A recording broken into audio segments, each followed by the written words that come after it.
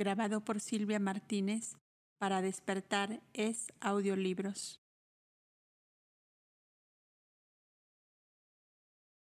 Josefa Rosalía Luque Álvarez, Hilarión de Montenevo.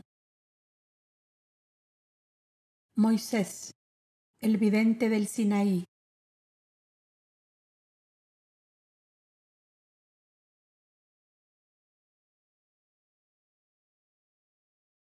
Gracias, Señor, porque amanece el día y otra vez resplandeces en el sol. Por todo cuanto es vida en torno mío, te doy gracias, Señor.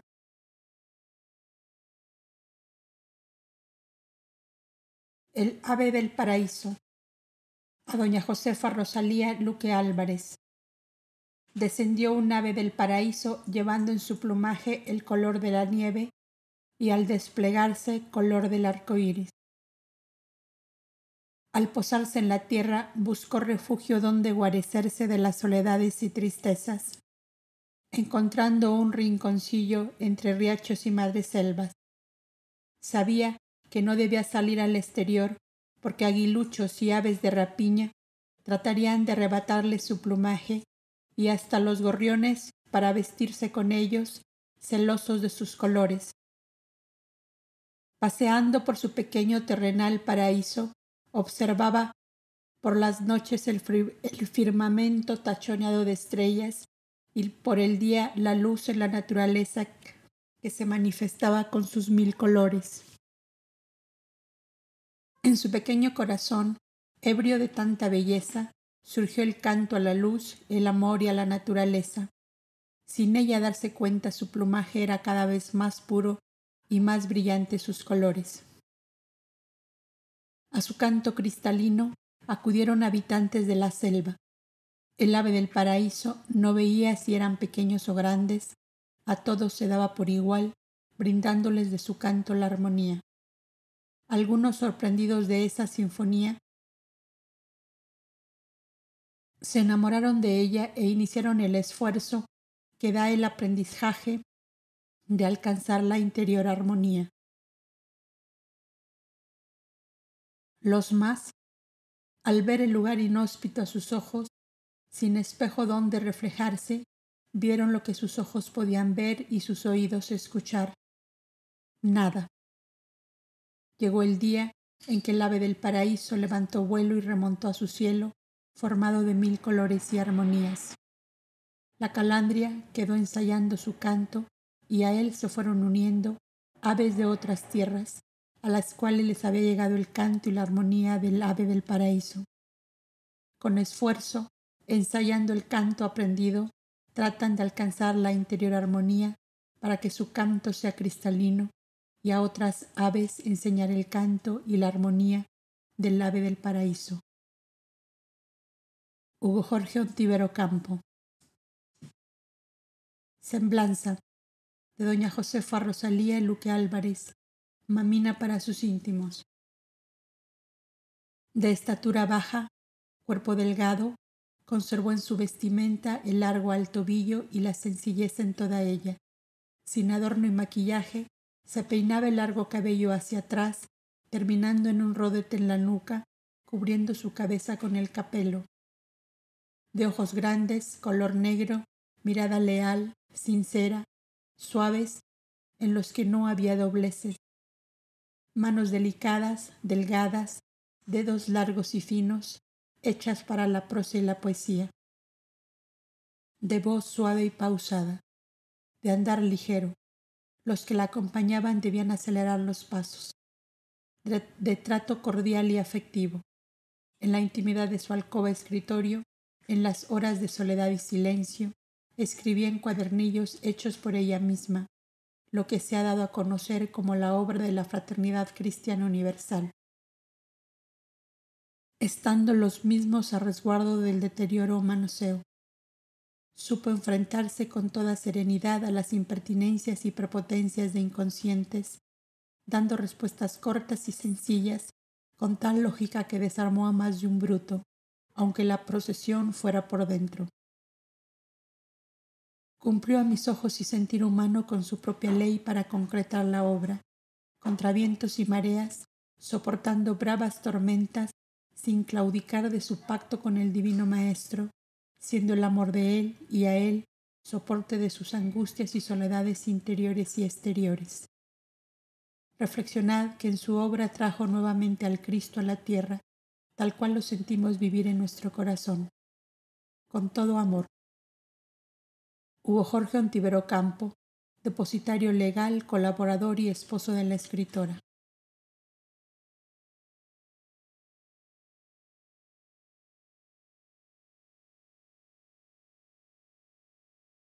Josefa Rosalía Luque Álvarez, biografía.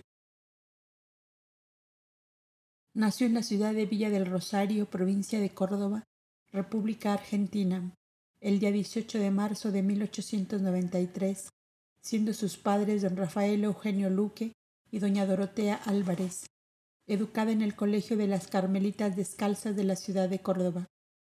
Radicada desde el año 1932 en una isla del delta bonaerense en la localidad de Tigre, fundó la Escuela Fraternidad Cristiana Universal en el año de 1938, siendo sus fundamentos el cultivo interior por el conocimiento de sí mismo y la unión íntima con la divinidad, por la meditación conjuntamente con el buen pensar, sentir y obrar, siendo la tritología de la obra las bases del conocimiento espiritual, moral y ético.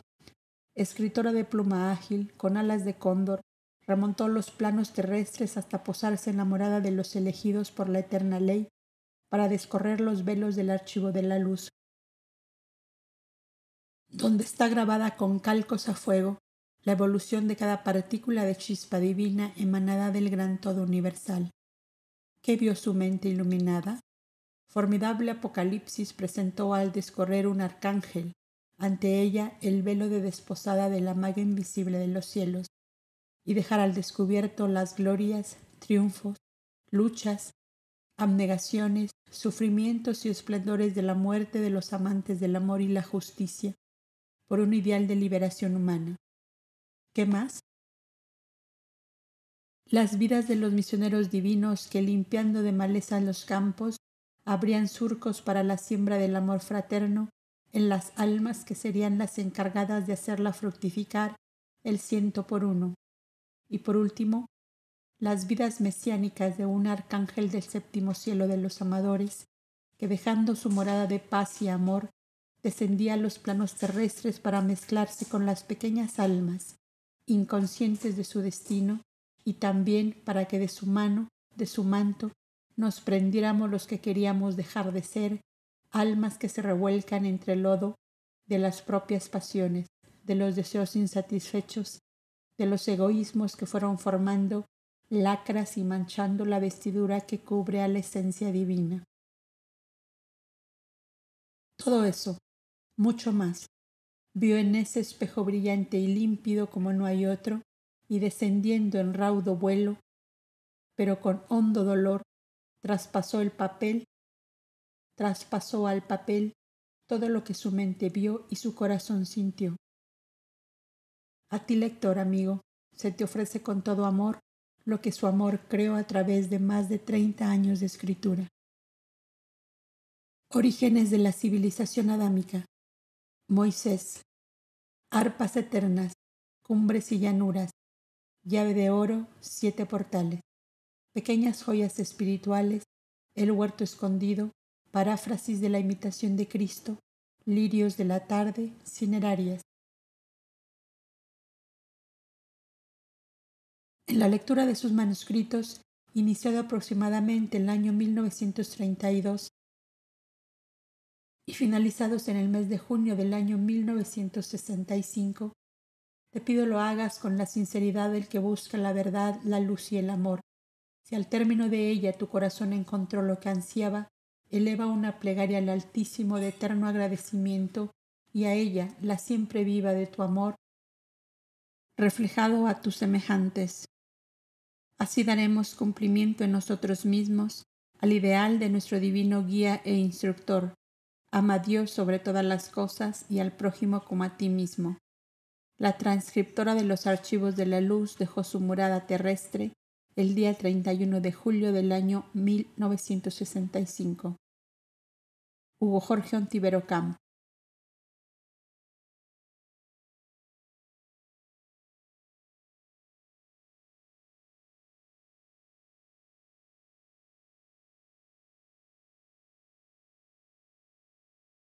Preludio. En los arcanos de la ley divina suenan como campanadas de bronce las grandes horas que la pequeña alma humana ha vislumbrado en sus delirantes deseos. Y tal ha sucedido a la inteligencia, chispa divina, que esto narra desde el radiante plano de los cielos de Dios que llamamos archivo de la eterna luz. Y mientras contemplo estático la sublime personalidad de Osarsib, el sacerdote de Osiris, de Moisés, el profeta de Israel, no sé qué admirar más porque todo es grande, sublime resplandor vivo del eterno invisible. Su luz interior que le deslumbra y casi le enloquece a él mismo. La fuerza de su voluntad que nada ni nadie pudo doblegar. La ternura casi infinita cuando una mano de seda ha acertado a tocar una fibra sola de su maravillosa sensibilidad. Era Moisés, la séptima personalidad humana de aquel Agnus Dei, vislumbrado millares de siglos antes por los querubes de los mundos más puros y luminosos de los infinitos cielos de Dios. En remotas edades anteriores a él, había sido fuego purificador y vara de justicia en el continente Lemur, de los gigantes con piel púrpura y ojos renegridos. Fuerte hombre de mar, protegió a los indefensos y débiles de las garras de los piratas, agentes vendidos a los poderosos de la tierra. Fue Juno, el mago de los mares. Fue piedad, compasión y misericordia, personificadas en un pastor de corderos antílopes, para hacerlo más tarde de los desheredados y desechos de la vida en el mismo continente. Fue el Numú de la prehistoria, que hicieron revivir los caudas del antiguo Egipto como el prototipo perfecto del creador de fraternidades idealistas, educadoras de pueblos y transformadoras de hombres. Vivió vida de rey en una noble dinastía tolteca de la bella Atlántida que tragaron las aguas del mar, y enseñó a la humanidad de su tiempo que un soberano solo es grande cuando es capaz de amar a sus pueblos mucho más de lo que se ama a sí mismo. Y se llamó Anfión, a quien las gentes de su época apellidaron el Rey Santo. Y más tarde, Antulio, el filósofo médico, que sanaba los cuerpos enfermos y ennoblecía y purificaba las almas, llevadas por su enseñanza y por su ejemplo a la senda austera del deber. Y por último, Abel y Krishna, en el vasto continente asiático, iluminando siempre esta humanidad con la lámpara eterna de la sabiduría, la paz y el amor. Y todo esto reunido como un cofre de diamantes, invulnerable a todos los golpes, a todas las furias, a todas las tempestades. El Moisés confidente de Elohim, el hombre hecho de bronce y piedra, y cuya alma vibrante de amor y fe pudo imponer la ley eterna a la humanidad terrestre, como pudo arrancar agua fresca a los peñascos para dar de beber a las criaturas sedientas. Lector amigo, tal es el personaje que la luz eterna nos permite conocer a ti y a mí, sin vestidos, con la blanca túnica de las nupcias místicas, y en el alma el deseo vivo de la verdad, nos acercamos a su imborrable archivo, eternamente iluminado y vivo.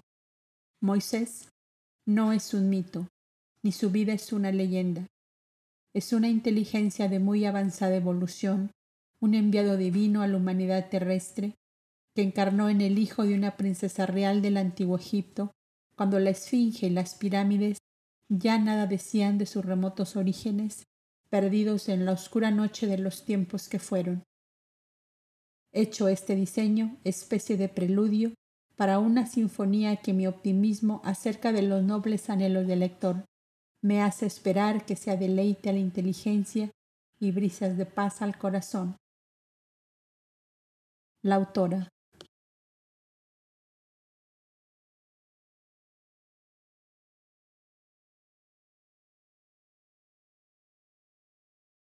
Lo que el amor ha unido. Atardecía. En las mansas aguas del Nilo se reflejaban la bruma de oro y los cendales de amatista del esplendoroso crepúsculo vespertino de Egipto. Una góndola encortinada de amarillo y púrpura bogaba lentamente río arriba hacia el Valle de las Pirámides, único paseo que le estaba permitido a la dama que la ocupaba. Aparte de 2 fuertes remeros, 3 personas viajaban en el interior de la pequeña embarcación. Ab Isis Timetis, princesa real, hija del faraón. Amram, joyero israelita de la tribu de Leví, y Enabí, esclava favorita que acompañaba a la princesa desde la cuna. Su madre, la reina Ahisa, descansaba en el panteón monumental del faraón Ra-Seti, su abuelo, y tal era el final de aquel breve viaje que con mucha frecuencia realizaba la góndola encortinada de amarillo y púrpura. El faraón, su padre, Seti Ramsés, vivió por entonces absorbido en absoluto en las defensas de sus fronteras por las razas guerreras que le rodeaban y muy escasa atención tenía para la hija única de su reina muerta. De los varios hijas e hijos de sus esposas secundarias, ni aun los nombres recordaba. Era tan poca cosa para un soberano dueño de la mayor parte del mundo civilizado de entonces. La conquista de más tierras, de más oro y de más esclavos, eso sí que debía interesar a un monarca de su altura. Debía ultimar los tratados que tenía entre manos para evitar una nueva contienda armada y le evitaría exigiendo cuantiosos tributos a los países a quienes otorgaba como un regalo su preciada amistad. En la próxima primavera debía celebrarse la presentación a su pueblo y a las naciones amigas de su hija, princesa heredera del venerable trono de Egipto. Tal era la razón de que el joven joyero Amram, hijo de Eleazar, que de tiempo atrás era joyero de la aristocracia egipcia, tuviera libre acceso hasta la princesa real para quien trabajaba las joyas que fueron de la reina Hatasú, en cuya gloriosa memoria las llevaría el día de su presentación como heredera del trono de Egipto. La soledad del corazón en plena juventud y en todas las edades de la vida es pesada de soportar para quienes no llegaron a vislumbrar un ideal que sobrepasa el nivel común de los humanos. Y así la princesa Timetis, sin mucho esfuerzo y sin darse cuenta exacta de ello, dejó a su corazoncito de 15 primaveras prenderse fuertemente del apuesto y hermoso artista de sus joyas, que tenía para ella delicadas muestras de afecto que rayaban en adoración. El anciano Eleazar, por sus grandes conocimientos tanto de leyes como de medicina, y más aún en el arte de conocer y trabajar las piedras preciosas, había obtenido ciertos privilegios negados a sus hermanos de raza, la mayoría de los cuales sufrían la dura condición de raza inferior, destinada a los duros trabajos de los esclavos. Por todo esto, parecíale a Timetis que no era tan grande la distancia que la separaba de Amram, como la veía en Abí, su esclava y compañera de excursiones secretas.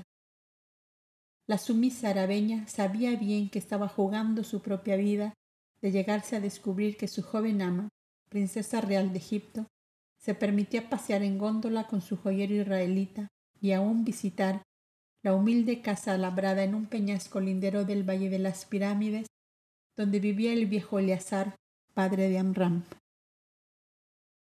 Ella, que había nacido y vivía en el lujoso pabellón que fue de su madre en el Palacio Real de Menfis, entre los 2 grandes templos de Osiris y de Isis. Ella, a quien su padre no permitía que tocara con sus pies la tierra, porque era heredera de un rey dios y debía caminar llevada sobre los hombros de sus esclavos. Si pudiera el faraón verla saltar del bote a la arena de la playa y tomada de la mano de Amram, correr alegremente a la cabaña de su padre, subir la tosca escalera labrada en la roca misma hasta llegar a la puertecita de la humilde vivienda. Cielo santo, ¿qué haría el faraón con la esclava que había visto 100 veces tamaña iniquidad y no abrió su boca para evitarlo? ¿Qué haría con el joven joyero cuya inaudita audacia lo hacía merecedor de 1000 penas de muerte si 1000 veces pudiera morir? Ignoraba la ingenua esclava que hay alguien más fuerte que los reyes de la tierra que se juzgan inigualables en poder y facultades. La eterna ley de justicia que es sabiduría y amor había decretado en sus arcanos insondables que del puro amor de Amram y de Timetis debía crear la materia física en que pudiera encarnar su verbo luz, su enviado divino, su mensajero portador de la voluntad soberana. ¿Quién era pues un rey terrestre ni sin reyes para estorbarlo? Lo que Dios ha unido nadie puede separarlo. Decía un viejo axioma conocido por los sabios sacerdotes de Memphis, secretos continuadores de la sabiduría antigua de los Cobdas prehistóricos que crearon un palacio santuario y escuela de la más alta sabiduría al que llamaban Negadá, y de cuyos principios ya no quedaban sino tradiciones orales que de oído a oído y solo en lo profundo de las criptas de los templos egipcios se permitían rememorar los más ancianos sacerdotes. El antiquísimo principio Cobda que enseñaba todos los seres humanos tenemos el mismo origen y el mismo destino. Los soberanos de la tierra lo habían sustituido por este otro. Los reyes pontífices somos hijos de Dios y representantes suyos sobre razas y pueblos. Dueños de vidas y haciendas, nuestra voluntad es toda la ley. Y los pueblos oscurecidos de ignorancia y de espanto lo creían y lo soportaban. Esta breve exposición de las ideas dominantes en aquella lejana época facilitará la comprensión de todos los acontecimientos que la eterna luz me va revelando para ti, lector amigo, que tanto anhelas conocer la verdad. Las horas y los días pasaban como el correr las perlas de un collar encantado para la princesita enamorada y feliz. Mas, como es el amor más fuerte que la muerte, su corazón padecía cuando su joyero se ausentaba a la cabaña de su padre o se recluía en la cripta que comunicada con las habitaciones del faraón encerraba las arcas repletas de joyas antiguas, fabulosa riqueza custodiada por 10 fornidos esclavos negros armados de jabalina. A su vista entraba allí el joyero con las manos vacías y le veían salir también con las manos vacías. Trabajaba de sol a sol y era feliz porque todo era para ella, y no eran para él las horas y los días como un correr de perlas, sino como un día solo de amor y de recuerdos, de imágenes vivas que desfilaban por su mente, esbozándole una sola visión. Timetis, con su cabecita ceñida con la diadema de esmeraldas. Timetis, con sus brazos levantados saludando al pueblo y adornados con las ajorcas y brazaletes que él forjaba y pulía para ella. El cuello de Timetis, cuando su padre le ceñiría el collar de oro, cuya filigrana de oro y perlas le cubriría el pecho y los hombros. Las manitas de Timetis cubiertas de anillos, sus pequeños pies aprisionados en babuchas de oro y pedrería, la ancha faja de cintas de oro que ceñiría su talle. Oh Dios de Abraham y de Jacob, ¿podía acaso aparecerse en el taller del joyero una imagen más hermosa que aquella? Luego se nublaba su frente al recuerdo de que él no era más que un israelita de la tribu de Leví, parte ínfima de un pueblo extranjero en Egipto y esclavizado por los reyes dioses del poderoso país del Nilo. Y ella era como una estrella lejana que brillaba en su cielo, a la que nunca jamás podría llegar. ¿Acaso pueden caer las estrellas en el camino de los hombres? ¿Acaso la cumbre dorada de sol de la más alta montaña de la tierra puede doblarse a la llanura fangosa por donde ambulan como fantasmas los hombres y las bestias? Qué insensato delirio de amor era el suyo. Qué estupenda locura encadenaba su vida a esa otra vida tan distante de la suya, como una raposa del águila majestuosa que se cierne en las alturas inaccesibles para el hombre. Suaves golpecitos en la puerta secreta que daba a la cámara del faraón interrumpieron sus pensamientos. Se acerca y escucha. Isis, apártate porque abro. Amram da un rápido salto hacia atrás y el cubo de piedra gira sin ruido, y en el negro hueco percibe maravillado la dulce imagen que lleva en su pensamiento y en su corazón. Sin poderlo remediar, cae de rodillas. Es una visión. No puede ser ella. Pero ella, que adivina su pensamiento, da un paso adelante y sonriente y le dice: «Soy yo, tontuelo, ¿no me ves?» «Timetis, ¿cómo has venido?» «Caminando». «¿Por qué lo has hecho?» «Porque quise hacerlo». «¿Para qué, niña? ¿Para qué?» «Para verte. ¿Te enojas porque vine?» «No, 1000 veces no. Pero juegas tu vida, y ganaré el juego. No sabes lo que haces, por Jehová bendito. Lo sabe tu Jehová y también lo sé yo. Mi padre no está en el palacio.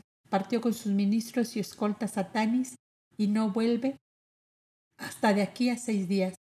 Sal pronto, que Navi y yo te esperamos en el bote, donde te daré noticia de todo cuanto he resuelto».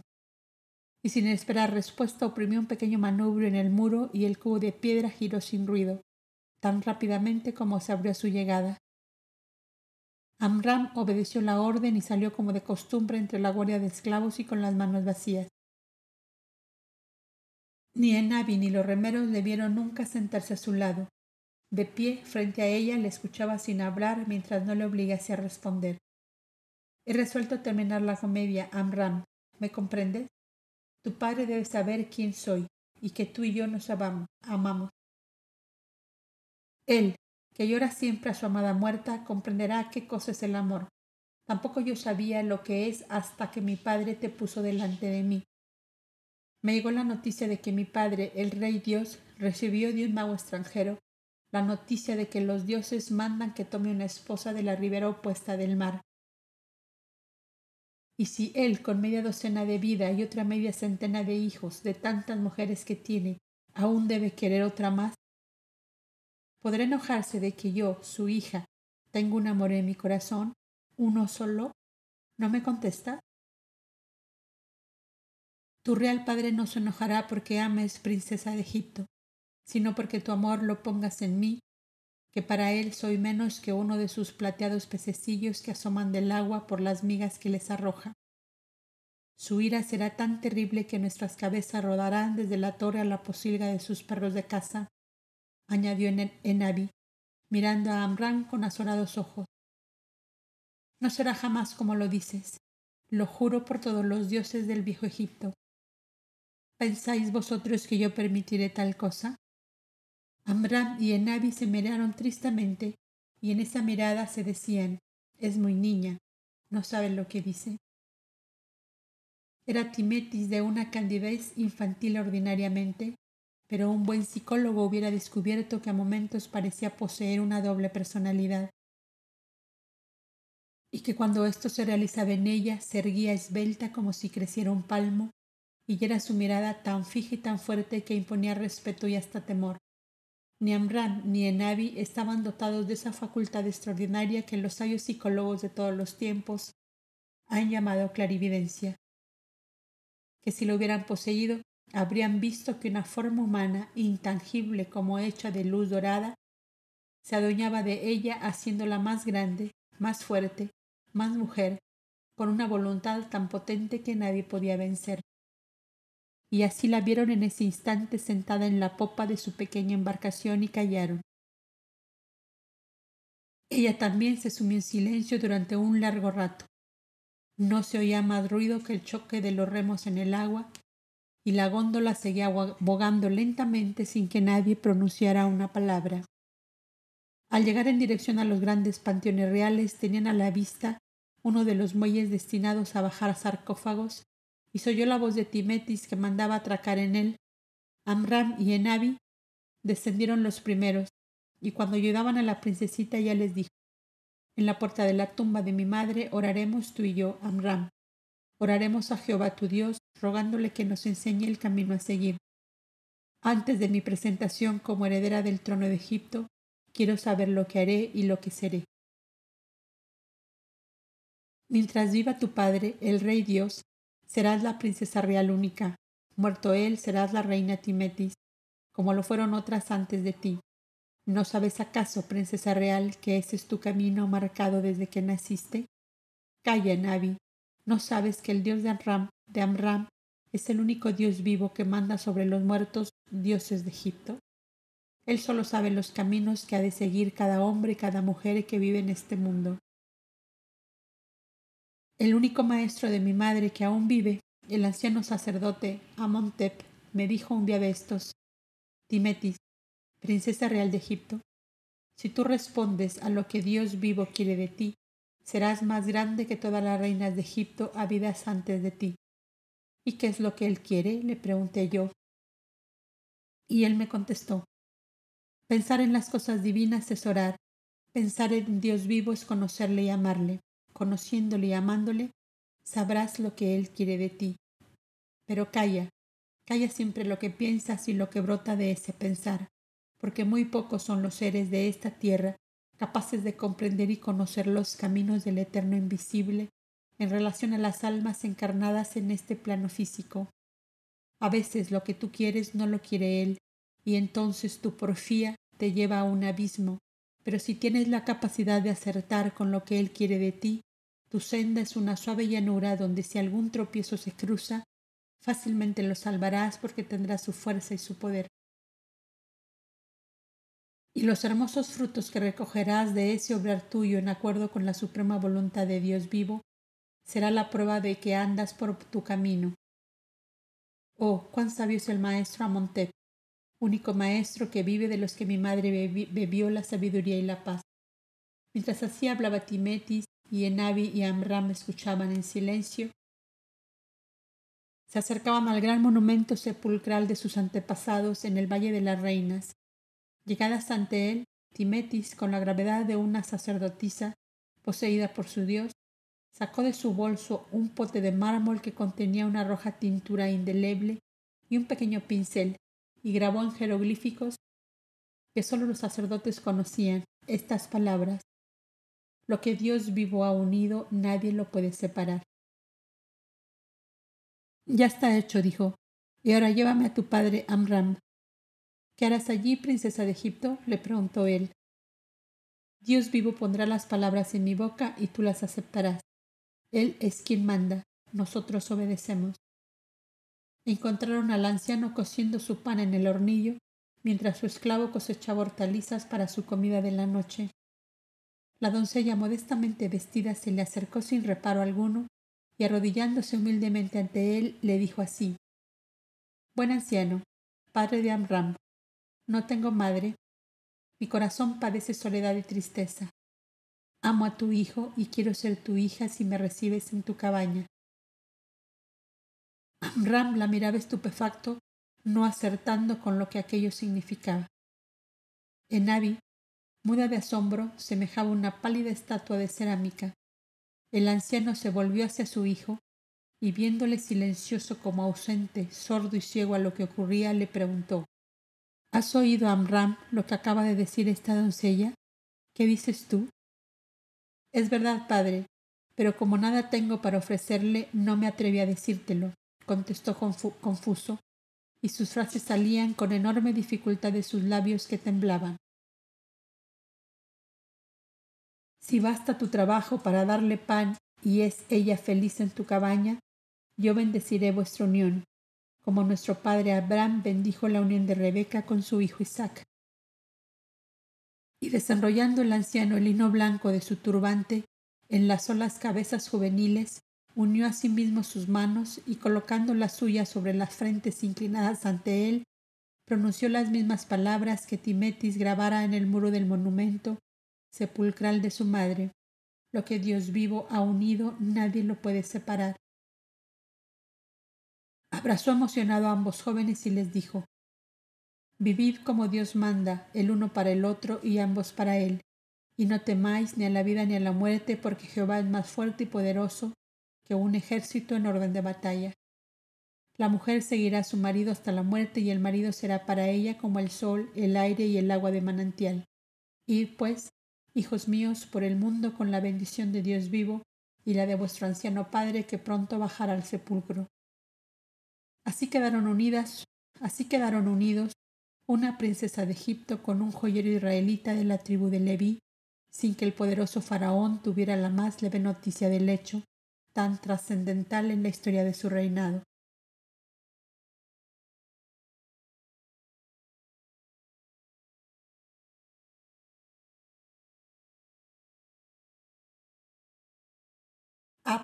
Isistimetis. 3 meses después, los pregoneros reales repartidos por todos los nomos o distritos del país anunciaban la presentación de la princesa Ab-Isistimetis, hija única de la extinta reina esposa Epubia Aisa y del faraón Seti Ramsés I, como heredera del trono de Egipto. A tan grandioso acontecimiento debían enviar sus representantes todos los países amigos del Egipto milenario, glorioso país que difundía el esplendor de su sabiduría, de sus riquezas, de su abundancia por todo el mundo civilizado de entonces. El numeroso pueblo mauritano, apellidado Hijos del Sol, estaba de fiesta porque Ab-Isistimetis era nieta del gran Sfas de Mauritania, cuya nobilísima prosapia iba hasta los confines del tiempo y del mar, puesto que, según ellos, descendían de los gloriosos toltecas, semidioses de la desaparecida Atlántida. La reina Epubia, su madre, era hija del gran Fas de Mauritania, era la mayor de sus hijas y tenía derecho a llevar prendido sobre el corazón el sol de oro y rubíes que todas las princesas reales de su raza llevaban como un símbolo sagrado y a la vez amuleto que le preservaba de enfermedades infecciosas y de muerte trágica. Este derecho de la madre era transferido a su hija y debido a esto fue de Mauritania la primera delegación que llegó. Venía al frente de ella el hijo segundo del gran Fas, un apuesto doncel de 22 años que mandaba un brillante cuerpo de arqueros de 2 centenas de hombres. En un hermoso cofre de alabastro traía el sol de oro y rubíes para la princesa real de Egipto. El faraón quedó encantado de su fuerza y gallardía, y más aún cuando supo de su bravura en los combates y de su destreza en el manejo de todas las armas y en el arte de hacerse amar de aquellos que estaban bajo su mando. Y enseguida pensó: he aquí que este cuñado mío puede ser también mi yerno, ya que los dioses no le dieron a mi esposa reina un hijo varón. Qué esposo ideal para mi hija y qué superintendente para mi reino.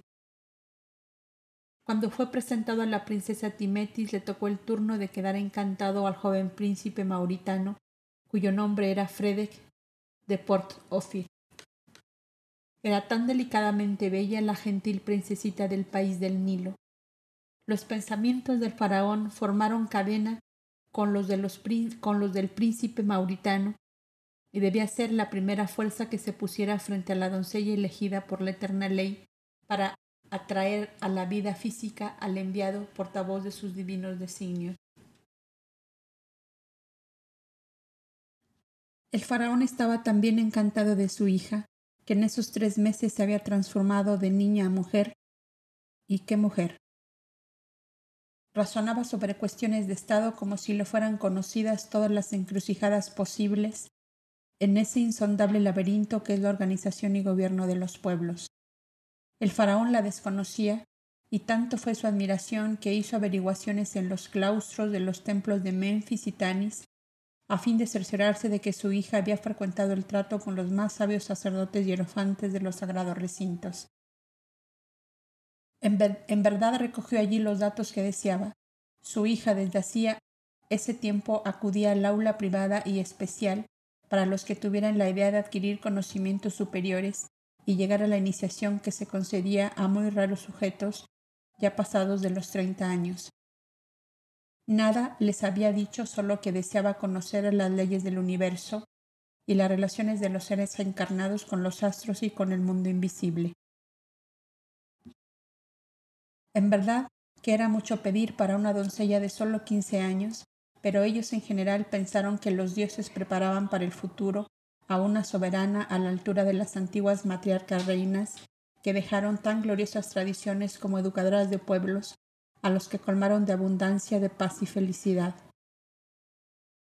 En las crónicas del templo le dijeron, se encuentra el hecho de que la esposa reina del gran faraón Sócer pidió los conocimientos de la iniciación a los 12 años y fue la gran mujer Nefertiti, que compartió con él las grandes obras de misericordia, de elevación moral y educación de los pueblos, conforme a las normas de equidad y justicia que los primeros emigrados, prófugos de Atlántida, trajeron a estas tierras bañadas por el Nilo, y el caso de la princesa Timetis podía ser como aquel. Ante esta respuesta que no le fue del todo satisfactoria, quiso el faraón una consulta con el Consejo Supremo, formado por 6 hierofantes con la presencia del pontífice Amenhotep, ilustre por sus vastos conocimientos como por la rectitud y honorabilidad de su larga vida que le permitió ser el formador espiritual, intelectual y moral del joven sacerdocio de esa época. Y el Supremo Consejo hizo llegar al faraón un documento en jeroglíficos del templo que decía así: Faraón, rey de reyes, tu hija Ab-Isis-Timetis está destinada por las grandes potencias invisibles para traer a este mundo un astro radiante que será luz, camino de verdad y vida a la humanidad de todos los tiempos. No debes preocuparte de cuándo ni cómo sucederá. Déjalo obrar libremente, porque es la ley eterna y divina quien la guía. Amon-Ra os guarde para siempre. Keferín, Sahurek, Estokio, 6, Kefer, Nemet, Amenhotep. Y como una delicada deferencia del pontífice, le añadía esta postdata: Faraón, ya sabes que tengo 2 sobrinos. En la última luna terminaron sus estudios coronados por la luz de Osiris y gloriosamente iniciados en los grandes misterios del infinito. Solo cuentan 27 años y pidieron este camino cuando solo tenían 14 el uno y 13 el otro. Ojad y Carmi son espíritus gemelos de Timetis, tu ilustre hija, que Amon-Ra guarde. Esperemos su mandato. Con tan halagüeñas perspectivas, el faraón quedó completamente tranquilo y resuelto a dejar libre acción a su heredera en cuanto ella dispusiera de su persona. La vio tratar afablemente al joven delegado mauritano con el que tuvo conversaciones que dejaron absorto al faraón. Timetis conocía y sabía más de los lejanos antepasados de la raza mauritana, procedentes de los toltecas de Atlántida, que el mismo enviado de Fredek de Port Ofir, que a su vez se asombraba que la joven princesita tuviera tan vastos conocimientos. Y cuando la interrogaba: ¿Cómo lo sabes, grandeza? Lo recuerdo, le contestaba con la mayor naturalidad. Y el joven interpretaba que se refería al recuerdo de estudios que había hecho en los viejos archivos del templo. Y pensaba, y a veces le decía: mucho sabes con solo 15 años. No son los años que traen el conocimiento, contestaba ella. Psiquis tiene también su archivo que deja registrar cuando le place. Añadía graciosamente, dejando pensativo a su interlocutor, que ante contestaciones tan enigmáticas comenzó a pensar que la bella princesita era un aprendiz de maga. Hasta que un día la encontró en la terraza del palacio colocando farolillos de flores bajo el dosel para amenizar un pequeño festín que daban los numerosos hijos de las esclavas y servidores. Se detuvo a conversar con ella y ayudarla en su tarea. ¿Por qué te fatigas de este modo, princesa real de Egipto, cuando tienes tantos servidores que pueden hacerlo?, le dijo quitándole de la mano tijeras y cintas. Increíble me resulta, le contestó ella, que un príncipe descendiente de los toltecas de Atlántida se asombre de mi tarea. ¿Por qué llevas en tu nombre Port Ofir como blasón? Port Ofir era un puerto en un golfo de Atlántida donde se levantaba un castillo que fue habitado por el rey Santo Anfión, cuya esposa hacía estos trabajos que yo hago y otros más grandes y bellos para suavizar la áspera vida de los niños desamparados y huérfanos. ¿No lo sabes tú, acaso? Sé que hubo un gran rey de nuestra raza que fue llamado el Rey Santo, pero ignoraba ese detalle de la esposa y ni aun sé que la tuvo. ¿Cómo? Era Odina, la princesa más buena y más bella que hubo bajo el sol que nos alumbra, y también la más fuerte y fiel a su amor, que no pudo ser quebrantado ni manchado por las viles adulaciones del pérfido Alfajuari, hermano del rey su esposo. En el archivo de vuestros templos deben estar todas estas historias. Tan perplejo quedó el príncipe mauritano que llegó al pleno convencimiento de que la princesa Timetis era una maga consumada, o por lo menos tenía trato con esos grandes magos que, vivos o muertos, leían hasta en el vuelo de los pájaros y en el pensamiento de los hombres. y semi-espantado y medroso pensó: si adivinara también que quiero casarme con ella, interesado en la promesa de mi padre de anular el mayorazgo de mi hermano y hacerme su heredero si la conquisto. Y apenas pensó esto, Timetis, con gran naturalidad y como si siguiera el hilo de sus recuerdos, Alfajuari tuvo un terrible fin a causa de ambicionar los derechos de su hermano mayor. No sé si sabes esto, príncipe Fredek de Port-Ofir. El aludido la miró espantado y pretextando una cita con el faraón para esa hora, se despidió rápidamente y no buscó más conversaciones con la princesa de Egipto. Y llegó la solemne presentación de Timetis como heredera del trono. Era el mediodía radiante de una primavera exuberante de flores, de pájaros que cantan, de cuanta alegría y belleza puede haber en esta tierra. La princesa real, vestida de brocado amarillo y blanco, los colores clásicos de los faraones, y cubierta de joyas de la cabeza a los pies, fue conducida por su padre a la gran terraza delantera del palacio de Menfis. En la anchurosa explanada que circundaba de palmeras, de esfinges y de obeliscos, que se abría entre la orilla del río y los muros mismos del vetusto edificio, esperaba estacionado el pueblo, engalanado con sus trajes de fiesta y agitando al viento oriflamas y banderolas con los colores propios de aquel día. ¡Oro y nieve!, clamaba el pueblo entusiasmado. Es el sol de los cielos y la nieve de las montañas que unen sus resplandores este día de gloria para nuestra princesa real. Cantaban los bates a compás de 100 laúdes y lo repetían los heraldos en todos los tonos. 2 lúcidas escoltas rodearon al faraón y a su hija, la una de doncellas blancas de túnicas de lino coronadas con rosas amarillas. Llevaban canastillas de rosas blancas las unas y amarillas las otras que arrojaban sobre el pueblo.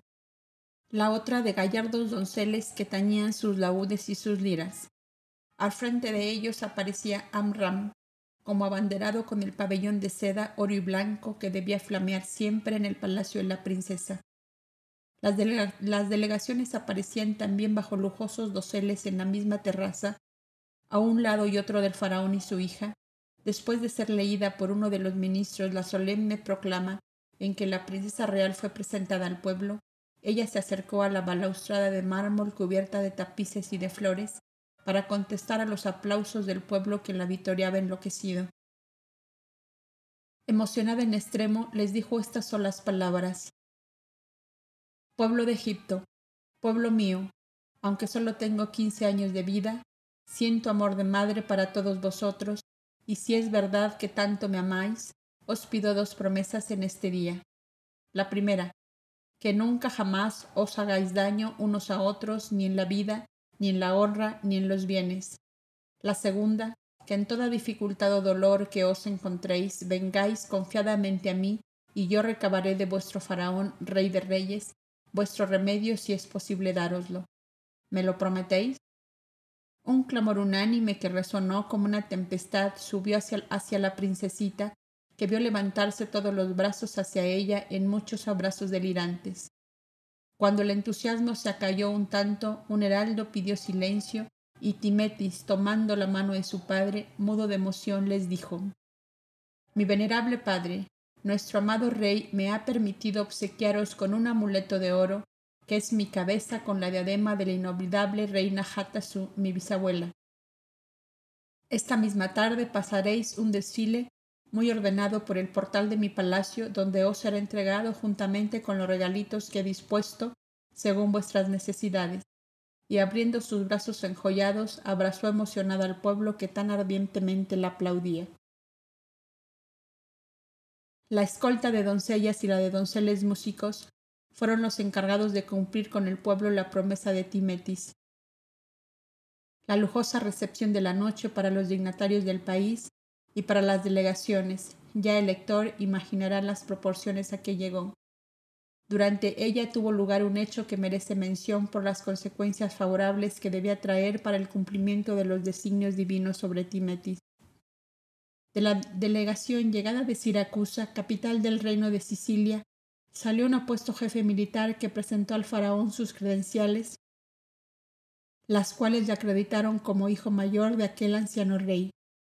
Este soberano solicitaba del faraón una doble y fortísima alianza de ayuda mutua en caso de contiendas guerreras que les amenazaban. Esta alianza debía quedar constituida sobre 2 enlaces nupciales. El rey de Sicilia daría al faraón su hija mayor como esposa, y el faraón daría la mano de su hija al hijo mayor del rey, que era quien presentaba las propuestas. El faraón, que ya conocía la voluntad de hierro de su hija, le contestó: «Considérome honrado por el ilustre rey tu padre con la primera de tus propuestas, o sea, que yo tome por esposa a su hija mayor, y la acepto, pues debes saber cuánto admiro a tu noble hermana Galabatis.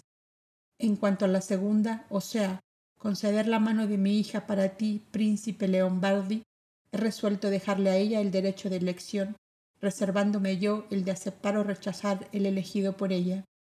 Y en prueba de que acepto la mano de la princesa Gala, aquí tienes mi ofrenda de esponsales para ella».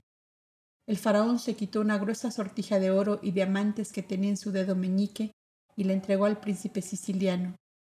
Este se acercó a Timetis y después de una reverente inclinación ante ella le dijo: «Con la venia de vuestro padre el faraón, rey de reyes, os pido vuestra mano para ser mi esposa cuando vos mandéis». Sin inmutarse lo más mínimo, Timetis le preguntó: «¿Cuánto tiempo permanecerás, príncipe Leonbardi, en nuestra ciudad de Menfis?»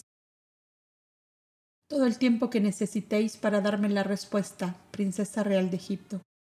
«No la esperarás largo tiempo, te lo aseguro, príncipe», y le tendió su mano amiga. Timetis había oído que su padre aceptó la mano de Galabatis como esposa. Conocía el ansia de su padre por un hijo varón de la que fuera esposa reina, y razonó de esta manera: «Si el Dios vivo que adoraba a mi madre, que adoran los sacerdotes del viejo culto con mi maestro Amontep, que adora a Amram con los sabios de su raza, quiere que yo sea la madre carnal del hijo suyo que ha de venir para ser luz y guía de esta humanidad, dará a mi padre el hijo varón que quiere para sucesor por medio de esta segunda esposa reina que ha elegido. Esperemos, y no espero en vano». 3 meses después, la princesa Galabatis cruzaba el mar en una galera empavesada a todo lujo, con numerosa escolta de damas y caballeros, y se desposaba solemnemente con el faraón Seti Ramsés I.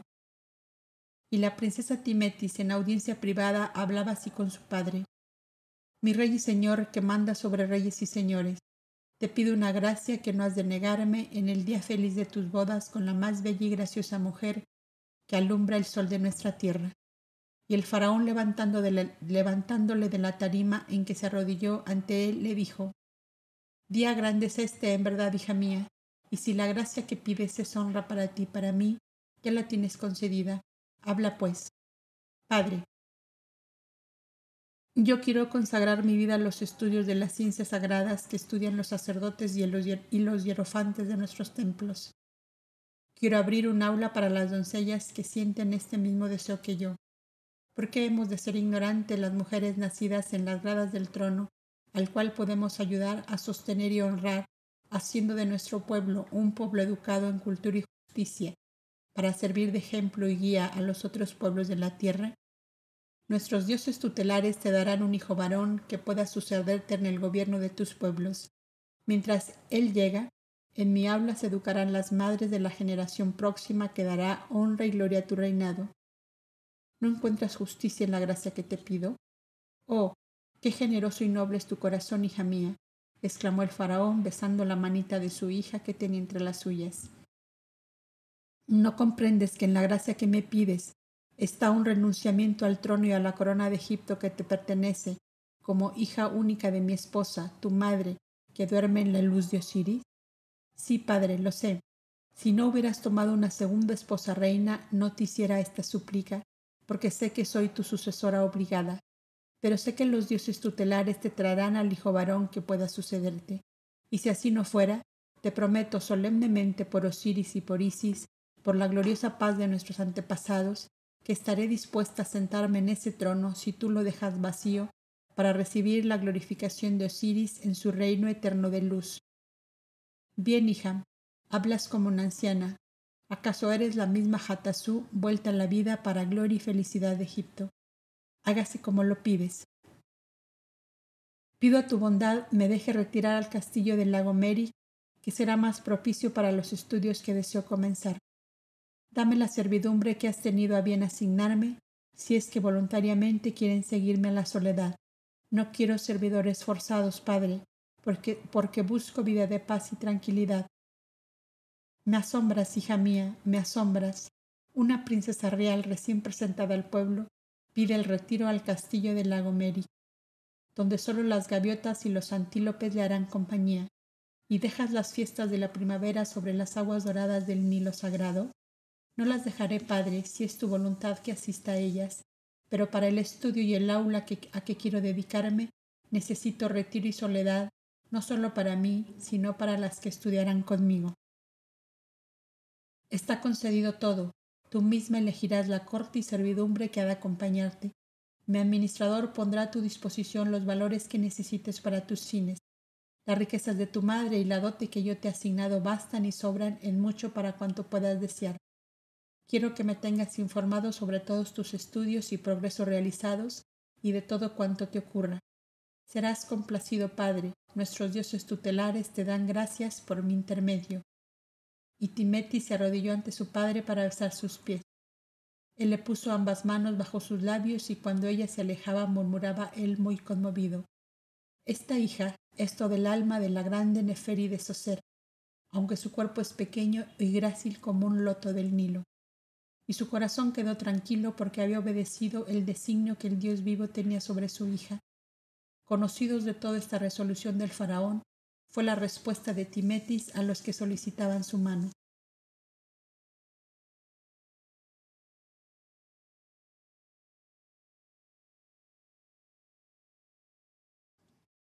En el lago Merik. El llamado Palacio Real de Menfis era como una ciudad fortificada dentro del área de otra gran ciudad. Estaba compuesto de varios edificios independientes unos de otros. La llamada Sala del Trono era el verdadero palacio de gobierno, residencia del faraón, y era un bosque de columnas, de arcos, de camarines y cámaras, de patios poblados de esfinges, obeliscos y fuentes con surtidores. Desde allí podía pasarse, sin salir al exterior, a los templos de Osiris y de Isis, entre bosques también de columnas, pero en ellas se veían grandes puertas clausuradas y oscuras escaleras que bajaban a criptas más secretas y clausuradas aún. Eran el dominio de los dioses, escenarios sagrados y augustos donde sólo el sacerdocio debía penetrar. Y entre bosques de palmeras centenarias y graciosos obeliscos de granito, rosado de las canteras libias, existía de tiempo atrás el llamado Palacio de la Princesa, que sólo era habitado cuando la hija mayor de un faraón cumplía la edad de ser presentada al pueblo, o también cuando una princesa extranjera llegaba de su país para celebrar esponsales con el faraón o con su heredero. Allí esperaba al futuro esposo y de ahí salía para compartir el viejo trono de Egipto. Cuando Timeti salió de la presencia de su padre, su corte de doncellas la esperaba en antesala y de allí se dirigió a su palacio, donde flameaba el pabellón oro y nieve con el blasón propio de su dignidad bordada en oro. La diadema de flores de loto usada por todas las princesas reales. A la entrada a su pequeño y hermoso palacio la esperaba el cortejo de donceles músicos, con Amram al frente tal como ella lo había dispuesto. Y en las habitaciones más interiores e íntimas la esperaban el anciano Eleazar, padre de su esposo Jacobed, su cuñada con su chiquitín de 60 días, su fiel esclava Enabi y todas las siervas y siervos que habían sido de su madre y que Timetis quiso conservar a su lado. ¿Quién más la esperaba? Su anciano maestro, el sacerdote Amontep, acompañado de 2 hierofantes jóvenes, Ohad y Carmi, sobrinos del pontífice bajo cuya autoridad estaba todo el sacerdocio y templo egipcios. «Esta es la recepción del amor para mí», exclamó ella, profundamente conmovida ante una demostración espontánea que no esperaba. «Veo que no estoy sola en el camino que comienzo hoy», añadió, quedando como petrificada en el centro del amante círculo que la rodeaba. Hija mía, dijo Amontep, lo que se siembra, eso se recoge, y al igual que tu madre, la inolvidable Pubia Hajisa, comienzas tu vida sembrando rosas y rosas recogerás en tu camino. Ojad y Carmi se acercaron a ella, y en nombre del pontífice le ofrecieron entre un cofrecito de seda púrpura la rosa de oro, símbolo del amor divino de Isis para la joven adepta de su escuela de amor y sabiduría. «Oh, la rosa de oro de Isis», exclamó Timetis. «Aún no hice nada para merecerla», añadió sin atreverse a recibirla. «Maestro Amontep, ¿no me has dicho que es necesario morir por una renunciación a todas las cosas vanas para merecer la rosa de oro de Isis? Recíbela sin vacilar, hija mía, porque tú hiciste la renunciación parecida a la muerte», le contestó el anciano. «¿Cuándo? ¿No acabas de renunciar al trono de tus mayores y pedir a tu rey el retiro absoluto al castillo del lago Meric?» «Sí, es verdad, padre mío», respondió a media voz la princesa como pensando todas sus palabras. «Entonces, si nuestro pontífice Tamer te envía el valioso tesoro que Isis concede a sus elegidos, es porque la diosa lo puso en el secreto de tu corazón». Timetis inclinó su frente, dobló una rodilla en tierra y recibió el cofrecillo de seda púrpura con la rosa de oro de Isis, y estrechando la resplandeciente flor a su pecho, rompió a llorar desconsoladamente. El anciano se le acercó. «¿Por qué lloras, Timetis?», le preguntó. «Es muy grande el secreto de mi corazón y me pesa como una montaña. Pero ya no puedes retroceder. Lo que se pide al rey y el rey concede es como una estrella caída a tus pies.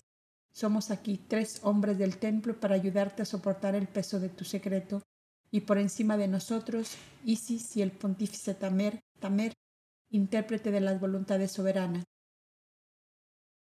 Cuando el Dios vivo pone una carga en nuestros hombros, su potente brazo es quien sostiene el peso, y aún pone alas en nuestra espalda y alegría en nuestro corazón. No temas, hija mía, que lo mandado allá arriba se torne en pan y miel para nuestra boca y alfombra de flores para nuestros pies. Sigue sembrando rosas y este viejo te asegura que rosas vas a recoger». «¿Sin espinas?», preguntó ella con una dolorosa sonrisa.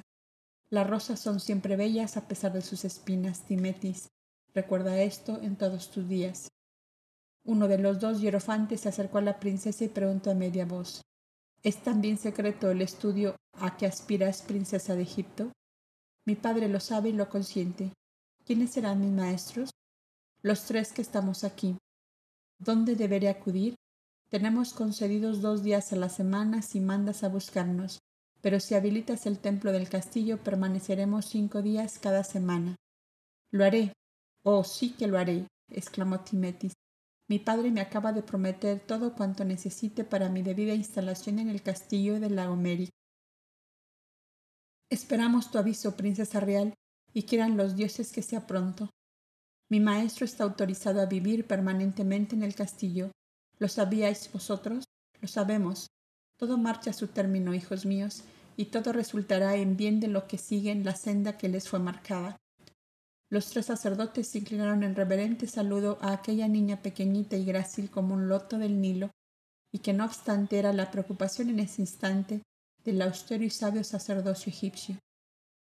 ¿Qué habrían anunciado los signos del zodiaco para esa pequeña mujer de solo 15 años de edad? ¿Qué oráculos dejarían caer a la tierra las estrellas desde sus lejanas moradas para que así se preocupasen por ella los sabios del templo? ¿Habría hablado la muda esfinge de un glorioso pasado de Isis Timetis y de un futuro más glorioso y prometedor aún?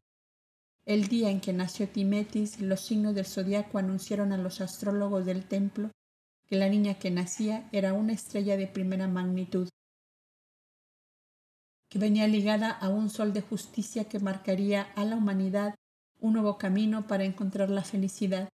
Y los videntes del templo habían visto un hombre luminoso en lo alto de una montaña, con una escritura en láminas de piedra que no supieron descifrar.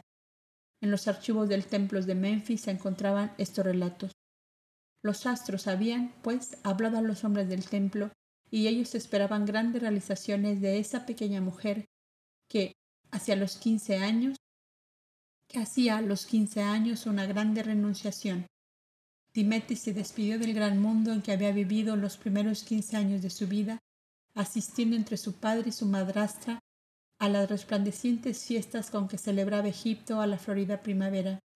Las góndolas iluminadas flotando como palacetes fantásticos sobre las ondas del Nilo sagrado, las músicas de 100 orquestas puestas a tono por la magia inflexible de un hábil director, las danzarinas traídas de todos los países amigos para exhibir la cálida gracia de sus movimientos y la riqueza de sus vestiduras, los donativos del faraón para el pueblo que lo aclamaba, el encanto de la flamante esposa, de la bien amada hija que ejercía poderosa sugestión de amor sobre el pueblo, todo absolutamente cooperaba para hacer de las fiestas primaverales de ese año un acontecimiento pocas veces presenciado en la vieja capital Memphis, la histórica, la milenaria por la que habían desfilado muchas dinastías faraónicas y muchas generaciones de pueblos y razas.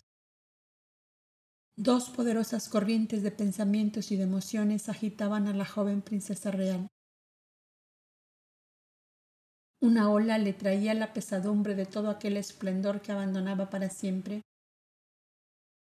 y una especie de tentadora sugestión parecíale susurrarle al oído: «Cuán pobre de mente eres que abandonas tu alto pedestal de heredera para asumir tu vida entre viejos libracos y viejos sacerdotes a quienes sigues de cerca la tristeza y la muerte».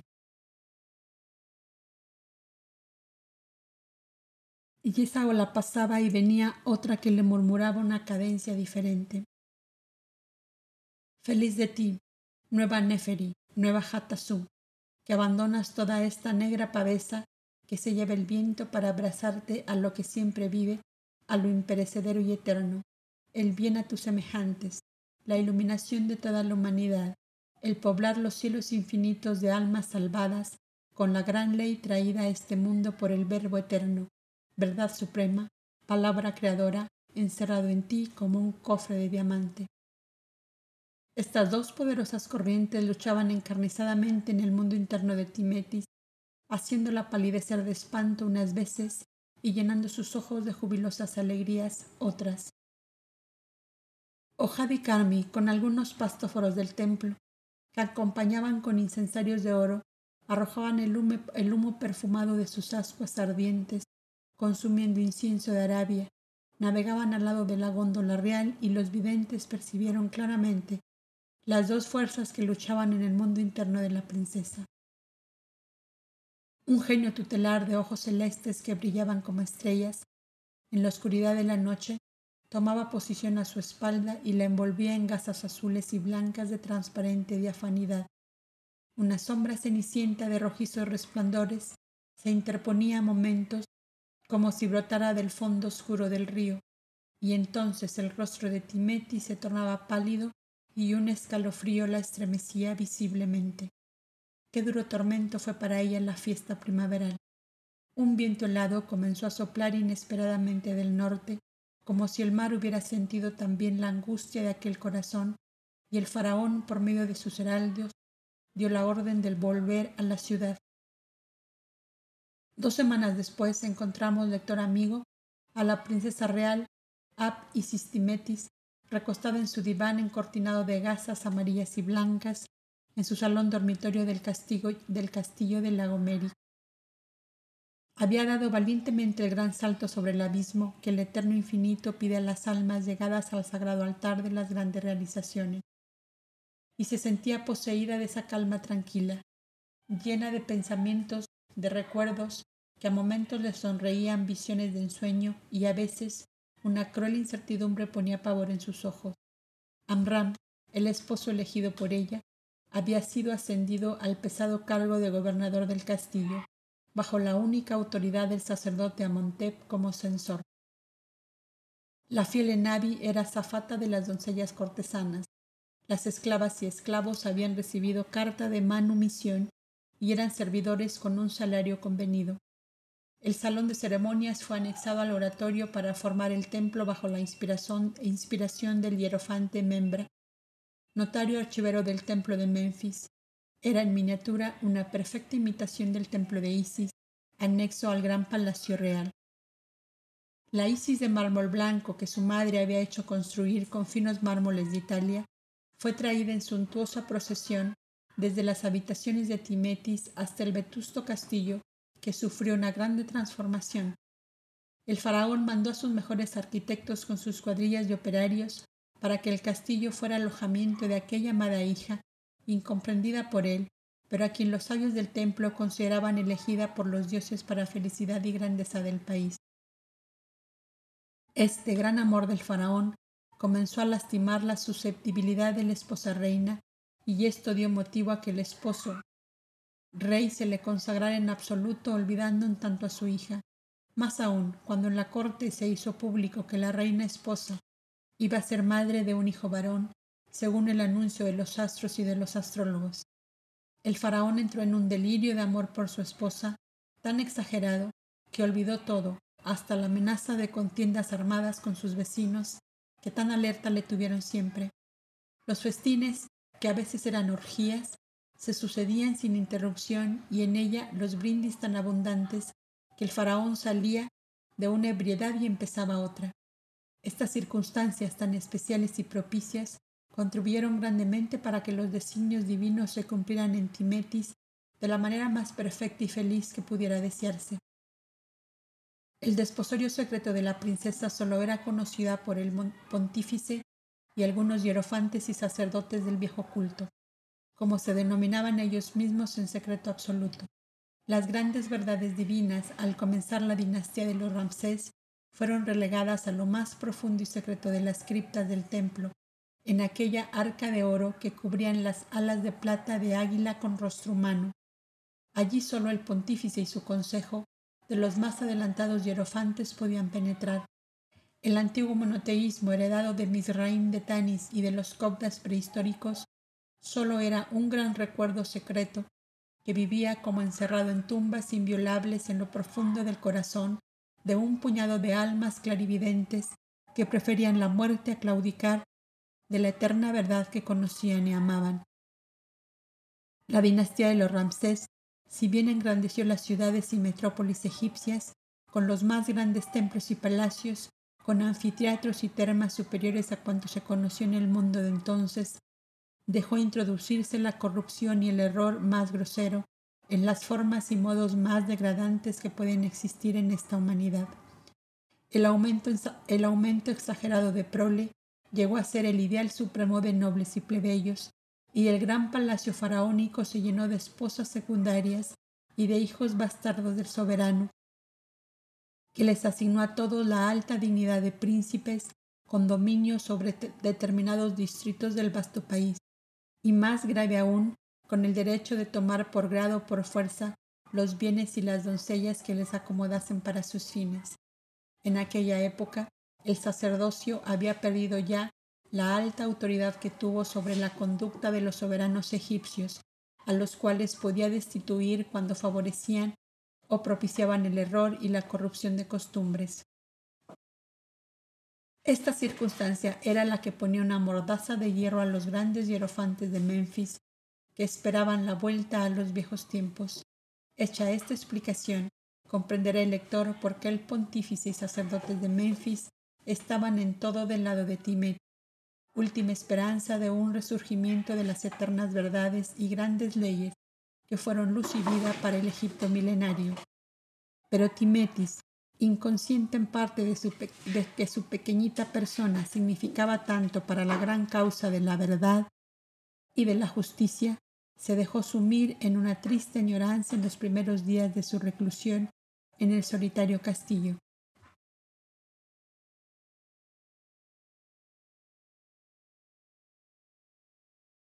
Ni el amor de Amram, ni la amorosa solicitud de que se veía rodeada, lograban espantar la sombría tristeza que ponía laxitud en sus movimientos y melancolía en sus ojos. La gran renunciación parecía haber dejado herido su corazón para siempre.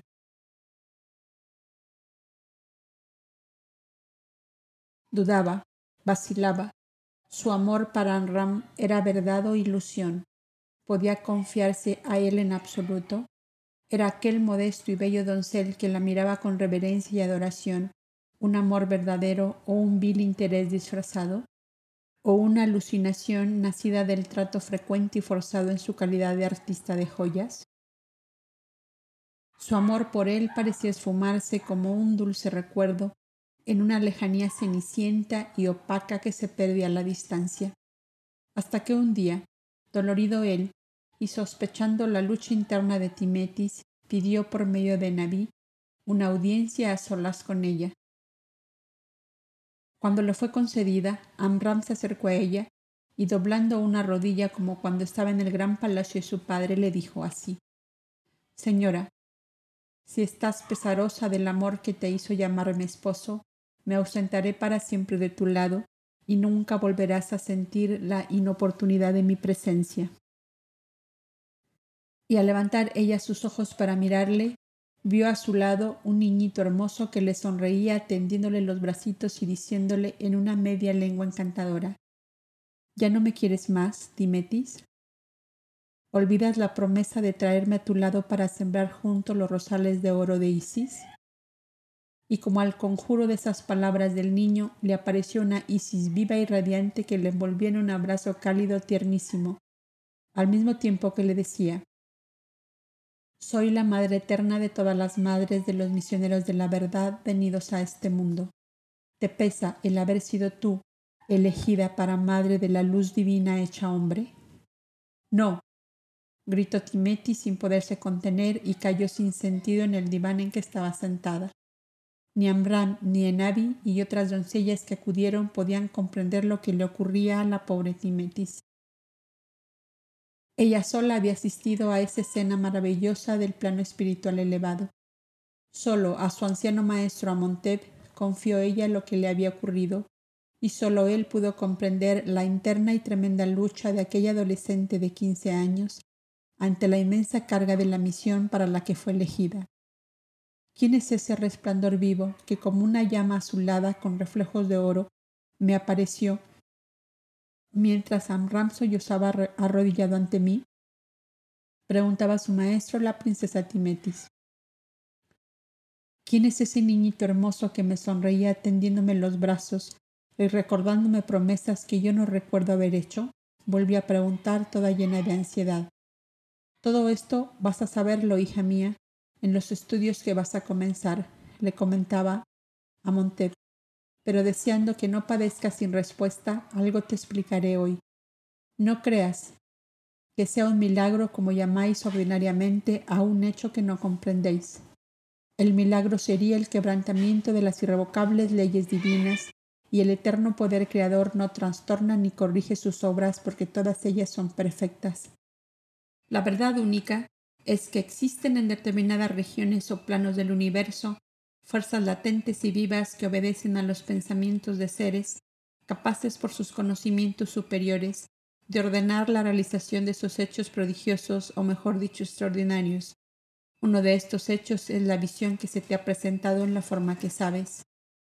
La aparición del niñito que te llenó el corazón de amor es el que será un hijo tuyo, único, porque es el enviado de la eterna potencia para dar un nuevo impulso a esta humanidad estacionada en la vida de los sentidos físicos, como si tan solo de materia estuviera formado el ser humano. Y el otro gran ser que se llamó Madre Eterna para nosotros es Isis, porque con tal nombre nos acercamos a una parte de esa suprema potencia creadora y directriz de los mundos. Otras doctrinas de secretos divinos le dan otros nombres según su forma de expresión y de lenguaje. Debes saber que en el mundo espiritual no existe el sexo como en los organismos físicos de los mundos carnales.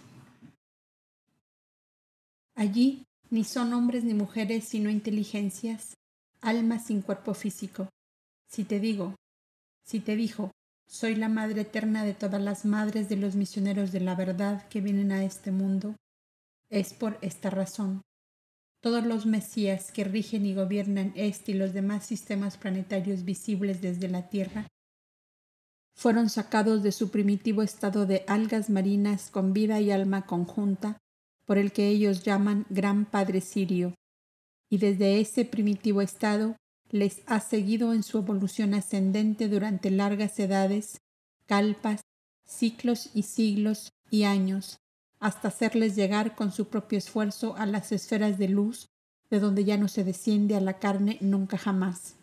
Son Mesías portadores de la eterna ley a los mundos que les son encomendados. Y ese gran Padre Sirio que ellos llaman no es un hombre, no tiene cuerpo físico, es solo una inteligencia radiante más que un sol, y lo mismo puede llamarse padre que madre porque una u otra denominación tienen el mismo significado: engendrar, crear, dar vida. A ti, que serás madre de un enviado divino, te aparece como una madre eterna para protegerte, para inundarte de amor, de todo el amor, la comprensión y la luz que has de necesitar para cumplir tu gloriosa maternidad. ¿Has comprendido, hija mía, el sublime misterio encerrado en tu misión? ¿Has comprendido el alcance y la magnitud de la renuncia que has hecho de todas las cosas vanas del mundo para consagrar tu vida a la luz divina hecha hombre que vendrá a la tierra por tu intermedio? Timetis cayó de rodillas con las manitas juntas sobre el pecho en adoración a esa suprema grandeza que en la pequeñez de su vida de débil criatura humana la tomaba como instrumento de un prodigio semejante. No tenía palabras que pudieran expresar lo que pensaba y sentía. Amenhotep llamó al entristecido Amram, que ya preparaba su equipaje para huir de Timetis e ir con su anciano padre a refugiarse en la pobre cabaña de rocas allá en el valle de las pirámides y de las tumbas reales. ¿Qué haces, Amram?, preguntó el sacerdote. Deshago la imprudencia que cometí. Qué loca osadía, señor, la de unir mi pobre vida a la ilustre hija del faraón, rey de reyes. Estuve loco. El buen anciano le quitó de las manos los cordeles con que ajustaba paquetes y líos, anuncio de una partida definitiva y absoluta. Es ahora cuando obras como un desequilibrado mental. Te lo aseguro, infeliz muchacho, díjole el anciano. ¿Crees acaso que puedes cambiar a tu antojo los designios del eterno infinito, ya le llames Jehová según tu credo, o Atman, Osiris, Amón, Ra, Agnis, Zeus, según el sentir de otros buscadores de la verdad? Cuán equivocado estás, hijo mío, cuán engañado vas. Pero entonces, ¿qué he de hacer?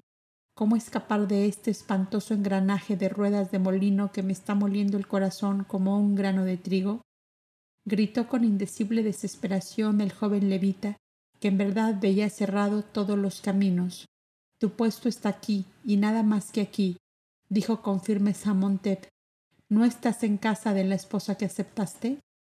¿No bendijo vuestra unión tu padre con toda la autoridad que le acuerdan las leyes de los países civilizados? ¿No la amas acaso? ¿No te ama ella que, saltando el abismo social que la separa de ti, estrechó tu mano de compañero y esposo para toda la vida? Es así como cumples, hombre de la estirpe de Abraham, los compromisos de honor que contraes voluntariamente. Y si amas a otra mujer más que a la tuya, arráncate ese corazón de adúltero, porque más te vale vivir sin corazón que llevar en tu pecho una sierpe en vez de corazón. Amram, anonadado por la formidable irradiación de enojo que emanaba como 100 flechas de fuego del anciano sacerdote, sintió que el pavimento se hundía bajo sus pies. Un vértigo de locura y de espanto le sumió en densa oscuridad y cayó como una masa inerte a los pies de Amenhotep, que no tuvo tiempo de recogerle en los brazos. El viejo sacerdote del templo de Menfis había comprendido que una perversa inteligencia destructora de las obras de Dios dominaba al joven levita y luchaba con rabiosa ferocidad para desviarlo de su camino marcado de tiempo lejano por la ley y con su libre voluntad y consentimiento. Comprendió asimismo el anciano que sólo provocando una fuerte reacción en él podía aún librarlo de la poderosa fuerza negativa que le tenía arrojado. Y con dolor de su viejo corazón, que mucho le amaba, le habló de tan dura manera.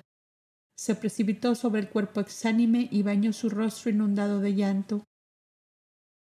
«Pobrecillo», exclamaba llorando el dolorido anciano, «¿por qué tu ceguera espiritual me ha forzado a azotarte con un látigo cuando tenía miel en mis labios y bálsamo de piedad en el corazón?»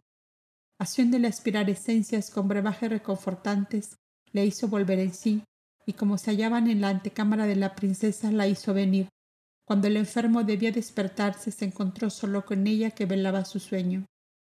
Antes de retirarse, Amenhotep había pronunciado con solemne acento estas palabras: «Lo que Dios amor ha unido, nadie puede separarlo». Cuando Timetis vio que Amram se incorporaba, le dijo: «Estás enfermo, esposo mío, yo también lo estuve, pero tú y yo nos debemos al cumplimiento de un pacto solemne y de un deber más grave y solemne aún. Por voluntad del faraón y mía eres gobernador de este castillo y de cuanto a él ha sido anexado. Por voluntad superior se inclinaron nuestras voluntades una a la otra libremente, sin presión y sin violencia. Lo que la suprema voluntad ordena y nosotros libremente aceptamos, hecho está para siempre. ¿Te pesa el deber? No, princesa real de Egipto. No me llames nunca jamás con ese nombre cuando nadie nos oye. Para ti no soy princesa real de Egipto, sino simplemente Timetis de Menfis, donde nací, hija de Pubia Gisa. Es verdad que nuestro matrimonio debe ser un secreto para todos. El misterio nos rodea y nos envuelve.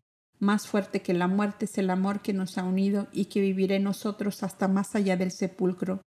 ¿Me amas, Amram, como yo te amo?» El joven se arrodilló a sus pies y, doblando la frente sobre su rodilla, rompió a llorar a grandes sollozos.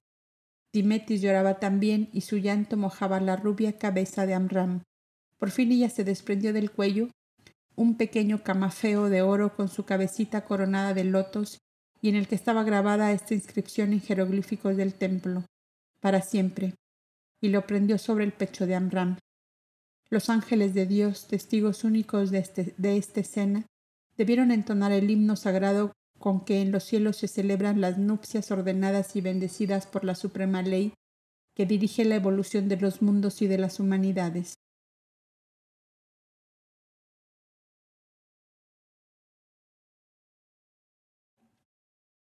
Osarsip el misterioso. Al siguiente año de los sucesos que acabo de narrar, ocurrió de modo inesperado el fallecimiento del faraón Septi Ramsés I. Le había nacido el hijo varón tan ardientemente deseado, al que llamaron Amenhotep, y que al morir su padre debía añadir a ese nombre el de Ramsés II.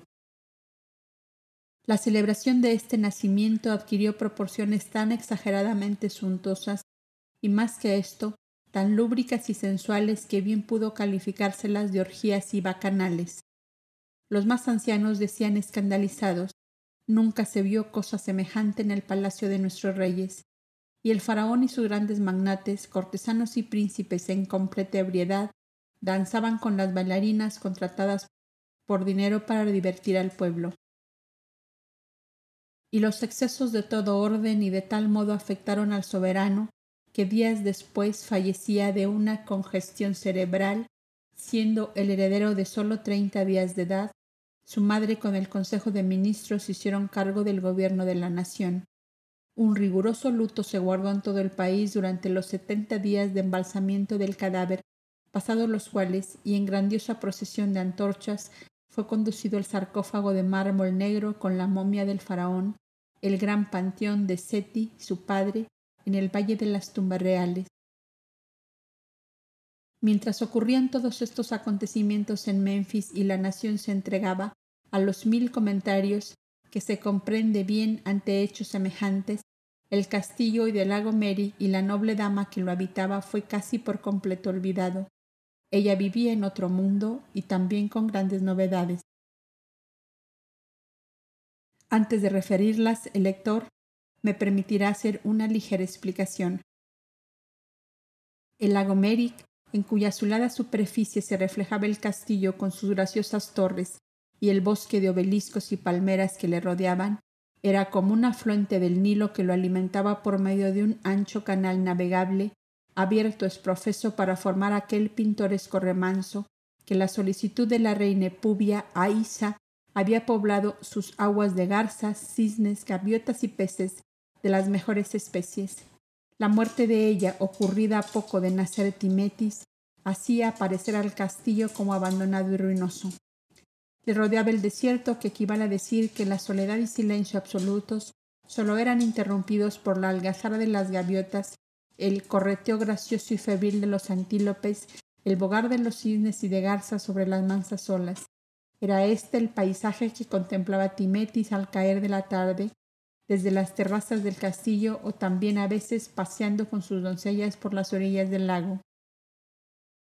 Ella escondió un secreto en lo más secreto y apartado de sus habitaciones particulares, secreto solo conocido por Amram, Amonteb, Enabi y Jacobed, hermana del joven levita.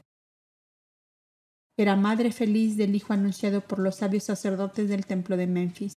El niño solo contaba 50 días de vida que pasaba dormido. Mas era difícil continuar guardando el secreto por más tiempo, y se hacía necesario tomar una seria medida. Todo lo aceptaré, decía ella, menos que se ha apartado de mí, tan pequeñito como es.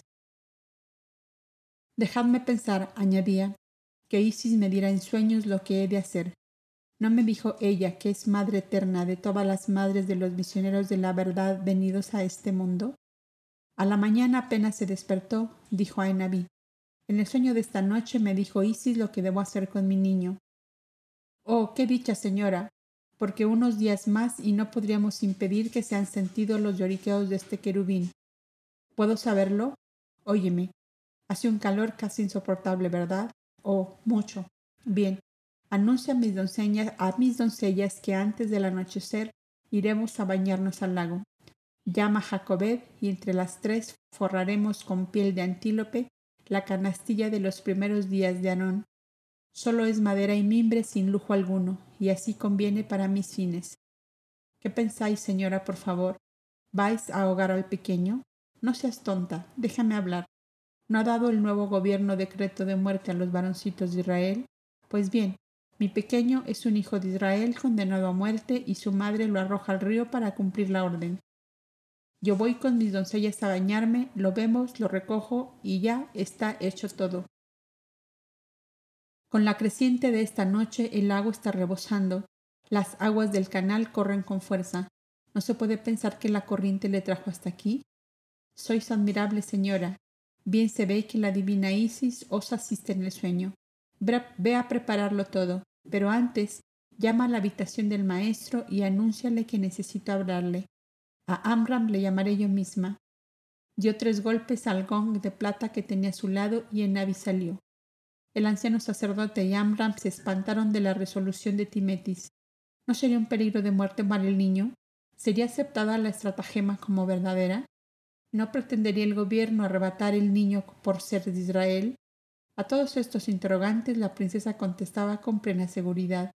Cuando Isis me lo ha dicho en sueños es porque así debo hacerlo, y así se hizo.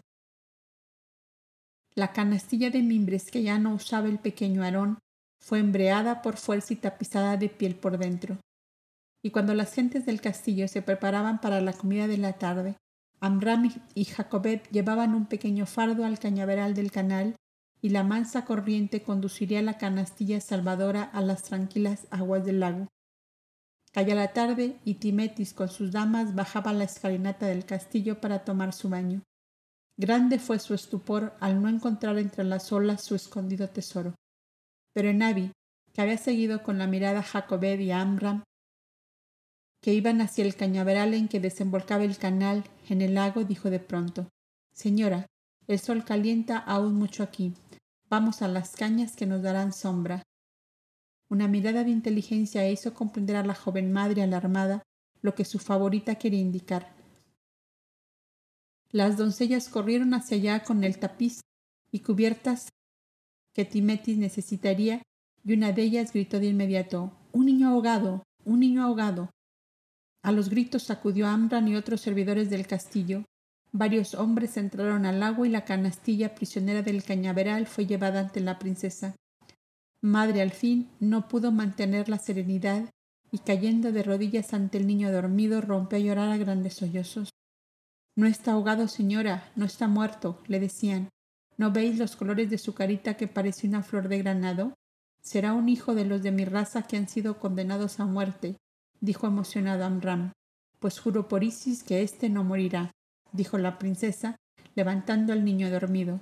Tendrán que matarme a mí si quieren matar al niño. En presencia de todos vosotros declaro que le adopto como hijo y que defenderé su vida con mi vida. Amram con su silencio disimulaba su intensa emoción. Los dioses le han salvado de las aguas y es este un hijo de los dioses, dijo el anciano Amontep.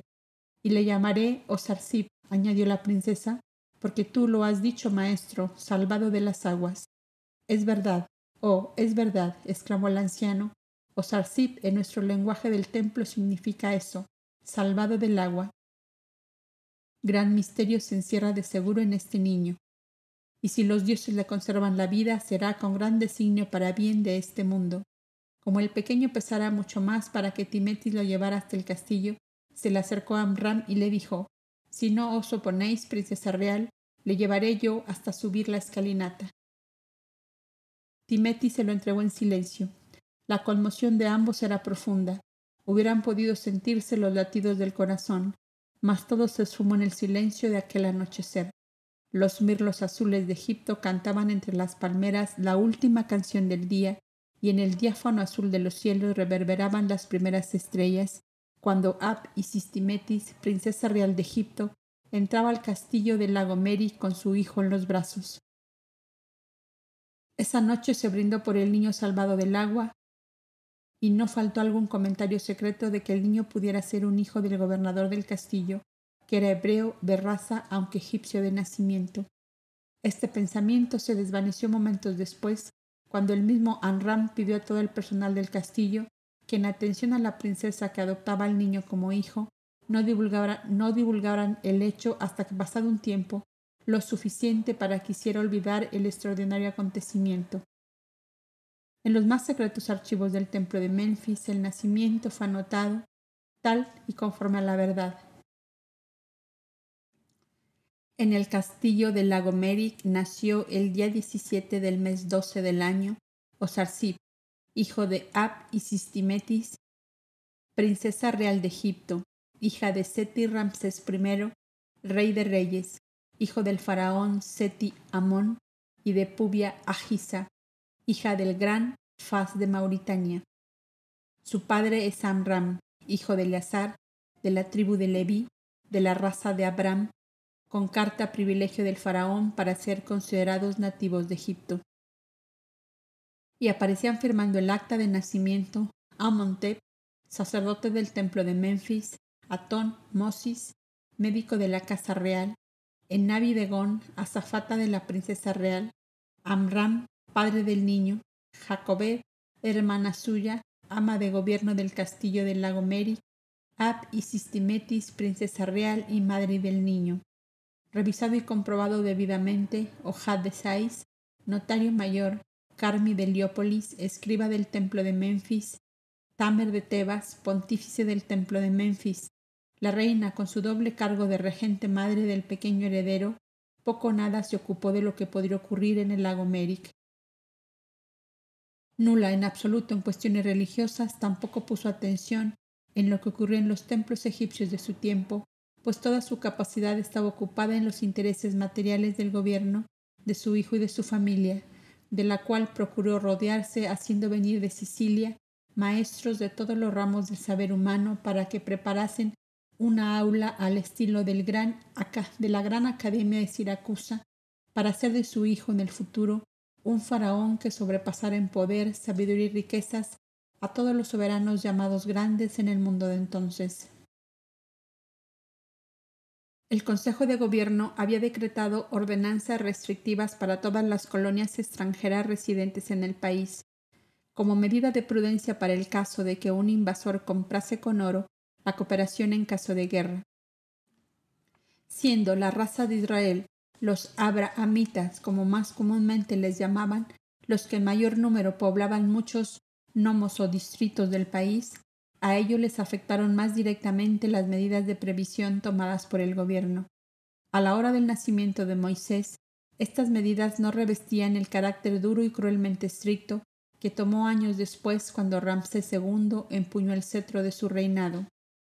La princesa Timetis creyó oportuno hacer de ese decreto un medio de ocultar la filiación del niño, con lo cual echaba un velo impenetrable sobre su unión matrimonial con un hombre que no era de su alcurnia ni aun de su raza.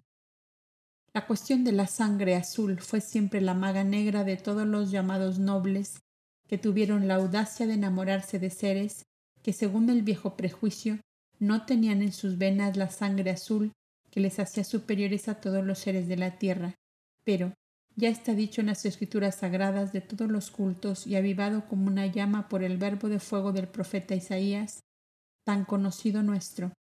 Mis pensamientos no son vuestros pensamientos, dice Jehová, ni mis caminos son vuestros caminos. La eterna potencia, luz, vida y conocimiento, no forja la red de oro y diamantes de sus designios divinos, basándose en sangre azul o roja o negra o verde, ni en razas, ni en países, ni en grandezas materiales, perecederas y efímeras, que nada significan para la evolución de humanidades y de mundos, si no están de acuerdo con las leyes inquebrantables del universo, templo único en que ella vive, alienta y palpita por toda la eternidad. La eterna potencia selló con soberana voluntad el pacto de dos inteligencias desnudas de materia, Timetis y Amram, para ser los instrumentos materiales de la venida del verbo luz al plano terrestre. ¿Qué importaba al eterno infinito, potencia, suma de toda vida, que ella fuera hija de un faraón y él un humilde joyero, un obrero del pueblo de Israel? Mis pensamientos no son vuestros pensamientos, dice Jehová, ni mis caminos son vuestros caminos. 3 años después, el hijo adoptivo de la princesa Timetis era reconocido por la reina regente y su consejo de gobierno como un príncipe de Egipto, en agradecimiento a la absoluta renuncia de la princesa real a sus derechos al trono. Una segunda gran renuncia de la madre heroica daba al hijo, verbo luz, todas las facilidades para cumplir ampliamente su divina misión. Heredaba todas las riquezas de su madre adoptiva, gozaba de todas las prerrogativas de su elevada alcurnia. Para él no había ninguna puerta cerrada. Lo único que no podía era heredar la corona y trono de Egipto. Esta renuncia de la princesa Timetis fue en absoluto secreto de Estado que el pueblo ignoró completamente. La regente y su consejo conocían demasiado el amor del pueblo egipcio para la hija única de la reina Epubia Gisa, providencia viviente de las clases desposeídas, de los extranjeros y de los esclavos. Al pueblo se le hizo creer que la princesa, por su propia voluntad, se consagraba a los estudios del templo y a la dirección de una gran academia de artes y ciencias para dotar a la mujer egipcia de bastarse a sí misma. Además, la regente y su gobierno encomendaban a la princesa real la beneficencia pública y por tanto era a ella a quien debían acudir los que necesitaban auxilio del gobierno. Se formó para este fin un consejo de 10 intendentes que bajo la dirección de la princesa Timetis estarían encargados de la debida asistencia pública. La regente desplegó todo su genio político, no precisamente en interés del pueblo, sino a fin de mantener a la princesa y a su hijo ocupados únicamente del bien popular y no pensaran jamás en el trono y la corona, que era lo que ella le había interesado siempre. Timetis, aconsejada por el pontífice y sus grandes hierofantes, accedió a todas estas graves designaciones del gobierno que sucedió a su padre. La sabiduría con que la eterna ley ordena y encadena los acontecimientos favorables a sus designios divinos, utilizó, digámoslo así, la desmedida ambición de la regente y su consejo para que ellos fueran realizados. Y mientras se tejía esta inmensa red político-social en el país del Nilo, sigamos, lector amigo, al pequeño Sarsip, que inconsciente en su primera infancia de cuanto se movía en los cielos y en la tierra con miras a su persona, pasaba sus días en el ala derecha del castillo, entre los mimos del viejecito Eleazar, el compañerismo infantil de Aarón, 12 meses mayor que él, la custodia vigilante de Jacobed y el gran amor de su madre, aunque disimulado por una discreta prudencia que costaba el duro sacrificio de un renunciamiento permanente. La luz eterna, nuestra gran confidente, nos permite hojear ligeramente el álbum blanco con broches de plata que había sobre la mesita de ébano en que Timetis estudiaba, leía, meditaba y a veces lloraba, todo escrito en signos jeroglíficos tal como lo usaban los hombres de la corte real y los hombres del templo. Traducido decía así, comenzando por su título inicial: Yo soy la que nació hija de reyes y ha huido de la grandeza real. Yo soy la que nació en las gradas del más poderoso trono de la tierra y como una tórtola de las montañas se ha refugiado en el hueco de una peña. Yo soy la que el mundo ha llamado estrella de todos los reinos de la tierra, y como golondrina asustada se esconde en un viejo torreón al cuidado de su nido de amor. Yo soy la que todo lo ha dejado por un amor escondido a todos los ojos, pero vivo y ardiente como una llama en el corazón. Yo soy la esposa amada y amante, separada ante el mundo del esposo que ha elegido. Yo soy la madre de un hijo adorable que es la luz hecha hombre, y no he de llamarle hijo, ni él debe llamarme madre. Aquí terminaba la página primera del álbum blanco de la princesa Timetis, y terminaba con un borrón de lágrimas que parecía sangre de un corazón herido, porque la escritura toda estaba hecha con murici púrpura. Debajo del borrón de llanto aparece otra escritura con signos gruesos y grandes que dicen: los elegidos para las grandes realizaciones divinas son el incienso que se quema en el altar sagrado del ideal. Amenhotep.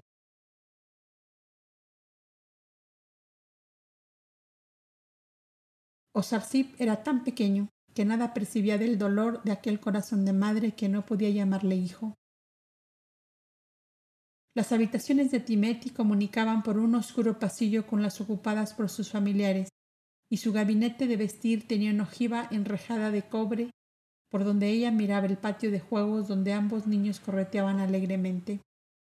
Aquella rejilla de cobre recibía diariamente los suspiros, las lágrimas y los besos que la amante madre dedicaba a su hijo, el pequeño Sarsip, que alguna vez la miraba con sus ojitos asustados y corría a esconderse. Era la princesa real, algo así como el sol que a veces quema y lastima con sus rayos de fuego. Cuando las sombras de la noche caían como un manto protector sobre todas las cosas, Timetis atravesaba el oscuro pasillo y, llegando como una sombra a la camita de Osarsip, se arrodillaba junto a ella y acercaba su cabeza con toca de seda blanca a la cabecita dormida entre sus rizos castaños y el blanco lino de las ropas en desorden. Cuando ambos niños, Osarsip y Aarón, cumplieron 6 años, debían comenzar los estudios, y entonces Timetis acortó las distancias, y el aula para los niños fue una sala anexa a su recibidor. Ella sería la primera maestra, y Ohad, Carmen y Amenhotep la secundarían en la tarea. La conmoción de la madre cada vez que el niño la saludaba doblando una rodilla en tierra y diciéndole: «Los dioses te guarden, princesa real», solo puede comprender la otra madre colocada en la misma situación. Ella le daba a besar su mano y cuando no había testigos a la vista, se permitía besarlo en la frente. En las graves conversaciones que la princesa tenía con sus maestros, había llegado a conocer las irrevocables y eternas leyes a que está sometida la chispa divina que llamamos alma humana. Sabía que las inteligencias o almas llegadas con su esfuerzo a una avanzada evolución son enviadas a los mundos físicos como misioneros o instructores para impulsar hacia adelante a las humanidades que los habitan, y como nunca es enviado uno solo, sino en legión, se comprende que el más avanzado de todos ellos es el jerarca, jefe o suprema autoridad de aquella avanzada heroica y gloriosa. Sabía Timetis que en Egipto había descendido una legión de enviados divinos, entre los cuales estaba ella misma, Amram, sus maestros, el pontífice y sus consejos de hierofantes, y acaso otros muchos, más que a su debido tiempo habían de manifestar su presencia. Cuando a veces le habían dicho: «Fuiste elegida para madre de la luz hecha hombre», creía comprender que en su hijo estaba encarnado esa luz. Poco a poco fueron sus maestros desgranando la espiga luminosa que escondía Isis bajo su manto y su silencio impenetrable. Cuando ellos comprendieron que Timetis estaba preparada para saberlo todo, ocurrían 2 circunstancias: que Osarsip cumplía sus 7 años y que en el gabinete de estudios de la princesa apareció una tela pintada al óleo representando una Isis del tamaño natural que tenía el velo levantado, que dejaba ver su hermoso rostro estático ante el resplandor de una gran luz venida de un lejano abismo azul. Aquella Isis ya no tenía su dedo sobre los labios en permanente mandato de silencio, sino que sostenía en su diestra una exuberante rosa amarilla, símbolo de la sabiduría con que obsequiaba a sus elegidos. En el arcaico Egipto de los hierofantes sabios, todo era símbolo y misterio. En las criptas de los templos, las ciencias llamadas ocultas estaban escritas en signos sobre los muros y las columnas, y los maestros dijeron a la princesa real: este lienzo es nuestro regalo, porque Osarsiph ha cumplido 7 años de vida terrestre. Isis ha levantado el velo. Isis ya no nos manda callar con su dedo puesto sobre los labios. Y con eso, ¿qué me queréis decir?, preguntaba ella. Que ahora podemos decirte todo lo concerniente a tu hijo. ¿Más aún de todo cuanto sé y padezco?, interrogaba ella con espanto en sus ojos. No hay más padecimientos, sino más gloria. Y el anciano Amenhotep iniciaba su plática de instrucción. Tu pequeño Osarsiph ha dejado de ser Osarsiph desde ayer a mitad de la noche. No me mires con ese espanto, princesa real. Tu hijo es tu hijo y nadie puede quitarte la gloria de tu maternidad. Te faltaba saber aún este secreto que Isis nos permite revelarte. Tu Osarsiph es ahora la luz hecha hombre. Sabes que fue Juno y Numú en Lemuria, Anfión y Antulio en Atlántida, Abel en los valles del Éufrates y Krishna en el Decán meridional. Hoy es la gloria para nuestro Egipto y las voces del templo le llamarán Ra-Moses, que significa sol de la noche. En la noche tenebrosa que envuelve a esta humanidad, será él como el sol que alumbra todos los caminos. No te asombres, pues, hija de Pubiahisa, si el niño no corre, ni grita, ni juega más. No te asustes de verle sentadito en un banco de tus jardines, con la mirada perdida a lo lejos y sumido en pensamientos que no puedes adivinar. No es enfermedad, sino deslumbramiento. No es fiebre, sino anhelos supremos. No es miedo ni enojo, sino el comienzo de interrogantes que hace su inteligencia a medida de su despertar. Ra-Moses ha entrado en su casa terrestre y trata de orientarse en ella. Si alguna vez lo veis llorar, no te alarmes. Es solo nostalgia de su cielo. Es la tristeza de un largo destierro. Es la gran soledad del águila soberana que se cierne en alturas a donde ningún ave puede llegar. Le faltará compañía, es verdad, pero que no le falte por piedad la comprensión de los que le seguimos a distancia. Has comprendido el gran secreto que hoy te descubre Isis, la que levanta para ti su velo y aparta el dedo del silencio en sus labios y te ofrece la rosa de oro de la iluminación divina. Lo he comprendido, sí, exclamó con temblorosa voz la princesa real y unió su rostro bañado en llanto a la mano en que tenía la rosa de oro, la hermosa Isis pintada en el lienzo. El silencio y llorar le devolvió la calma y quietud interior que el gran secreto había alterado. Amenhotep había salido y poco después volvía trayendo a Osarsiph de la mano. El niño se acercó a la princesa y se arrodilló ante ella. Te quiero de pie, le dijo levantándole. Así te veo mejor. ¿Quién te puso esta túnica de lino blanco? El maestro Amenhotep. ¿Por qué? Porque dejé de ser niño vestido de colores y ahora soy aspirante a la sabiduría que es la claridad perfecta. Timetis no se pudo contener y estrechó al niño a su corazón. No fue dueña de evitar que 2 lágrimas denunciaran su emoción. Si lloras porque dejé de ser niño, no puedo volver atrás, princesa real, díjole Osarsiph conmovido profundamente. Estáis hermoso con tu vestidura blanca, hijo mío, y es la dicha que me hace llorar. Ahora serás alumno del aula sagrada y contigo y Aarón asistiré a las clases. El niño besó la mano de la princesa real y se retiró con Amenhotep del gabinete de estudio.